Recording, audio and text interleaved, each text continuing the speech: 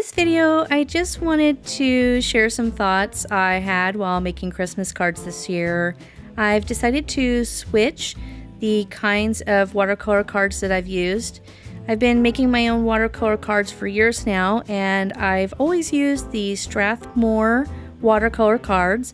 You can usually get them at Amazon or Michael's. They run around $30 for 50 cards, so not too bad price-wise. I recently discovered on Jerry's Artorama website the New York Central watercolor cards. They're 100% cotton, and so of course, knowing that 100% cotton is generally better for watercolor, I wanted to give them a try. So looking at the price point, it's about the same price, just depending on the time and the deals you can get. But it's 50 cards, comes with envelopes too, so no big discrepancy price-wise between the two. If you look at the texture between the two, the Strathmore card has a slightly rough texture on the outside, and the inside's relatively smooth. I never did pick a side. Sometimes I would pick the smooth side, sometimes I would pick the more textured side for doing my cards. But for this experiment, I did the textured side for the test.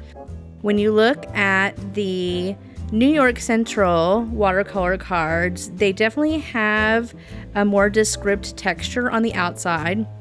They're smooth on the inside too, just like the other cards. The first test for the Strathmore and the New York Central watercolor cards is this background I've decided to do for this design I made for this year's Christmas cards. Yes, it is a possum with a persimmon in a present. So I did an initial wash of color for the background, and I used a fair amount of pigment and some water just to make sure. I tried to make it not streaky if at all possible, because it's a lot of ground to cover on the cards. But as you can see, as it dries, it does look pretty streaky and not super consistent in color. When applying the color, it really doesn't apply as pigmented as I would have thought to begin with, but definitely when drying, it's significantly lighter. Now, when doing the background for the New York Central watercolor cards, that pigment really sticks to that paper. It's super dark, it's consistent, it's smooth. I can't really explain the application to you, but it definitely applies much smoother with my brush. Like, I just like the feel of the brush on the paper.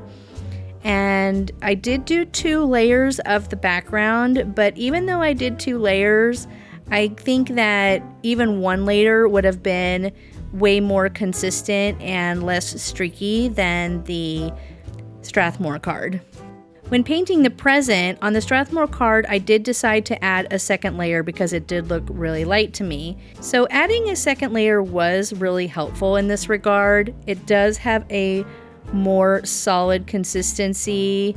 It's less streaky. It looks more ink-like. Same with the New York Central cards. It only takes 1 layer for me to consistently apply the pigment without any streaking on it.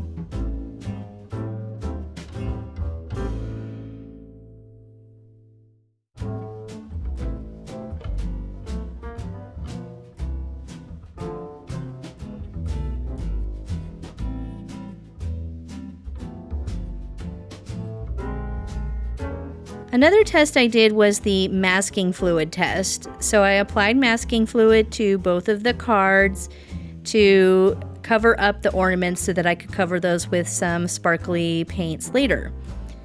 And generally I don't have an issue with Strathmore cards when it comes to masking fluid, but then on the other hand, I don't use it that much. I do have issues with tape sometimes where it does peel off. And sure enough, this time when I did try to remove the masking fluid from the card, I did get some of the paper come off of the card. That did not happen with the New York Central watercolor card, so definitely pass that test. After cleaning up both of these images with some extra ink, I wasn't intending to do an ink-like test, but both of them held up really well to having extra ink applied to the paper. So no real complaints on either side for ink application. The glitter paints do look a little bit more consistent on the New York Central paper compared to the Strathmore. If you hold them both up to the light, especially you can see on the ribbon that the New York Central card that glitter really just shines a little bit more than the Strathmore.